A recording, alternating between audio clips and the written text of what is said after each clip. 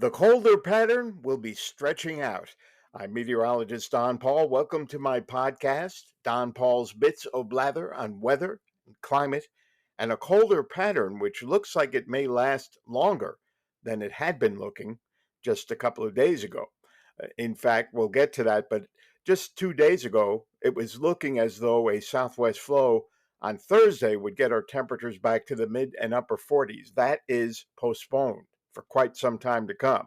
And I'll get to the extended outlook part of this forecast, but let's do first things first. It's a chilly and breezy First Ward Parade afternoon and Saturday, but at least it's dry, the breeze making it feel considerably chillier than the actual mid and upper 40s temperatures, and a few peaks of sun helping from time to time. An advancing cold front will set off a period of 3 to 5 hours of widespread showers Saturday night from northwest to southeast during the evening hours, being largely through with us by morning. And behind that front, there could be some wet snow and rain showers early on Sunday morning. Sunday will be the colder of the two parade days, but at least most of what little bit of precipitation will be around will be occurring before the parade begins to get organized midday down near Niagara Square. There may be a couple of wet snow or rain showers by and during the course of the parade, but it looks to be mostly dry. It looks to be entirely cold for the parade goers and observers, with temperatures only in the low 40s at best, but the wind making it feel as if it's closer to 30.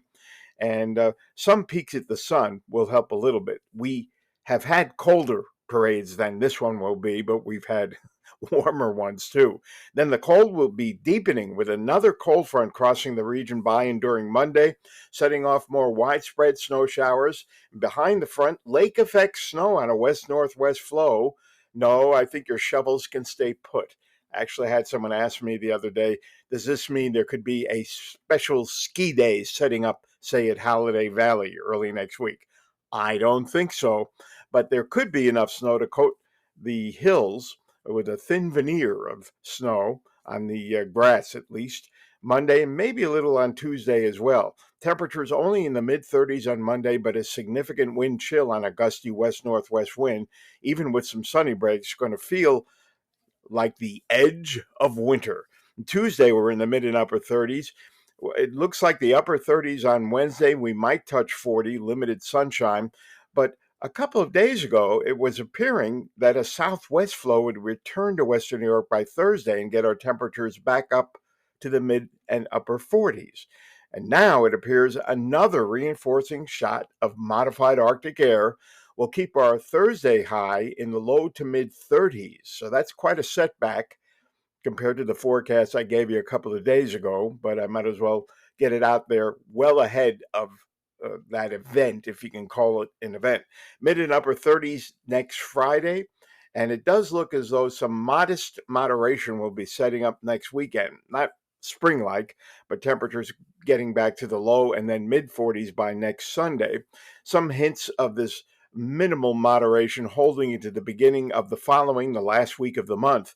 But there are no signs in the upper air model ensembles that go out further in time of a real surge of warm air returning to Western New York between now and the end of the month. It may grow more comfortable, but it doesn't look as though we're heading back to anything like we had last week when we had those 272-degree days and another record-breaking day on Friday. I think we hit 66. That's not in the cards for this month. There already have been some flowering plants. Hopefully the fruit plants haven't opened up yet because there still is the potential for frost any year this early in spring. So I hope no one has done any premature planting of vulnerable plants in the gardens. And eventually, as you would guess, we'll be getting warmer again as we move toward April, but no big warm up in sight. Speaking of warmth, oceanic temperatures are at record levels in many parts of the ocean, not even impacted by the strong El Nino we had. It is now fading, but we are seeing sea surface and near surface temperatures here in the middle of March, more typical of May and June in the eastern Atlantic, many parts of the Pacific. And again, a lot of these warm anomalies are not tied to the El Nino we've had. So this is a real point of concern. Why has it gotten so much warmer in the last year? Last year, we had the warmest year globally on record. We had the warmest ocean temperatures globally on record. And last year began with a La Nina, normally a cooling event, and El Nino didn't get going until mid and late summer. Then it picked up later in the fall. Now it's fading out. One of many hypotheses of what's leading to this warmth is a cleanup of the atmosphere over the shipping lanes when a ban went into effect on sulfur producing gases being used to fuel freighters. And now cleaner fuels are being used, so there's less cooling from those gases and particulates uh, in the atmosphere than there had been since the air is getting cleaner. It's kind of a paradox to have cleaner air, possibly leading to some warmer temperatures in our already warming climate. And we're seeing longer allergy seasons. Pollen counts are increasing earlier than they ever have. So that's tough, not just for pollen allergy sufferers, but for asthmatics. I've already talked about in the previous episode the tick population is way ahead of schedule. So you need to be taking tick precautions now and not waiting until the weather gets really warm. I've had anecdotal reports from a lot of dog owners of their dogs showing up with multiple ticks on their fur. So the warm weather has some pluses. The warm winter had some pluses, but it's got some big negatives too. And we'll be talking about this more in future podcast episodes.